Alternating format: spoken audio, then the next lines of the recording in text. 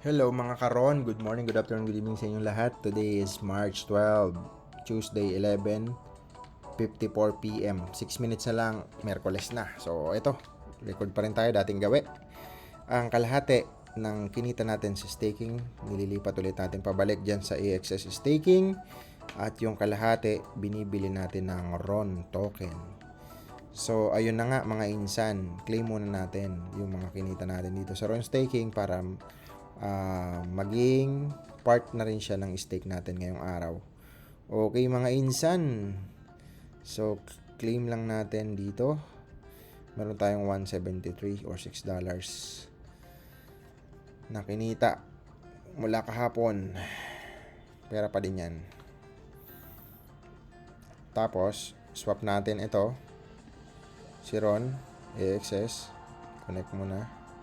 Swap natin sa RON token. Okay, max. At meron tayong 90. Okay. Piliin lang natin ang pre-swap.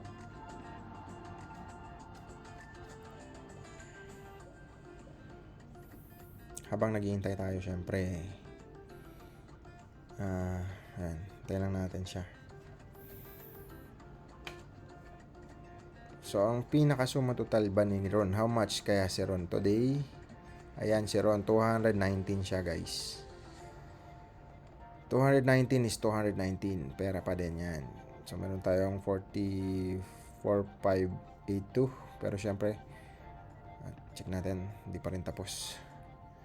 Para i-add natin yan. Pero, sa ngayon, ito siya. 4582. Check natin dito. Again, hindi natin to pinagmamayabang, ha. Panoorin nyo na muna yung iba natin video bago nyo ako i-judge. So, meron tayong 1 million dito. 1 million na yung RON natin na token. Okay, sa alright mga insan. Tagal naman ito. Dami siguro nakapila nung nagpapapalit. Pila kasi yan, hindi sa maubos. Kaya may ano dyan matataas yung slippage. Minsan malaki yung less kasi nga sa dami ng nakapila. So buy and sell kasi sa pinaka-market yan kumukuha eh.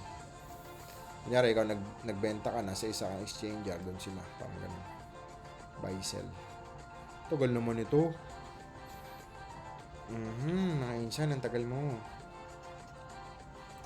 Parang oras, grabe.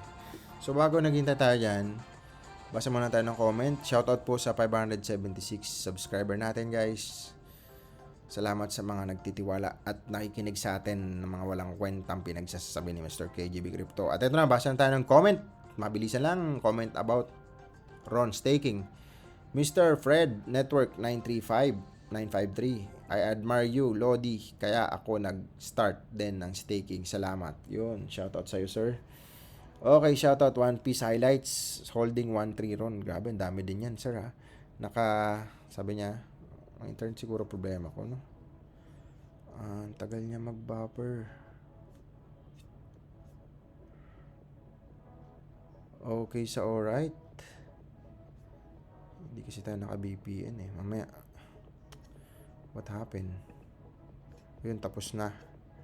So, stick lang muna natin. Bili muna tayo. Okay. Ayan siya. 10%. Ito 8% talaga to si ano.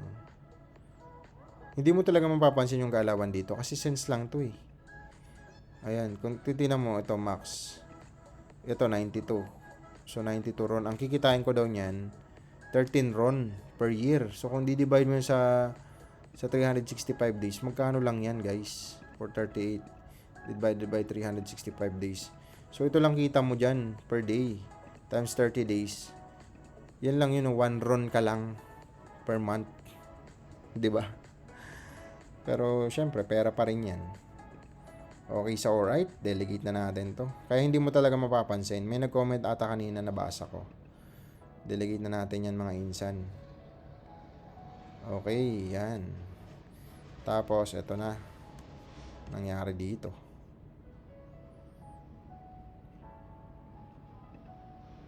So, ito na. Basahin natin yung iba.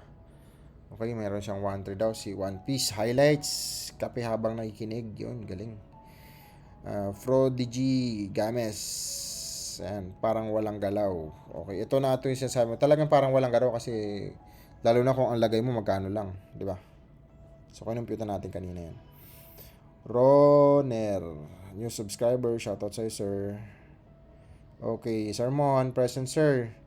Di ko pa rin mag-gets ang permanent loss. Permanent loss, parang gumagano lang yun, eh. Kung mataas ito, ito yung bababa, yung isang token. Kung ito naman ang bumaba, ito naman yung tataas. So, ganun siya. Panoorin mo lang sa YouTube, sir. Actually, may meron namang paliwanag dito nung nakaraan, eh. Hanapin mo na lang. Or, mahirap hanapin dito sa akin kasi nga wala akong linalagay ng mga title. Kumbaga, nasa loob lang ng video.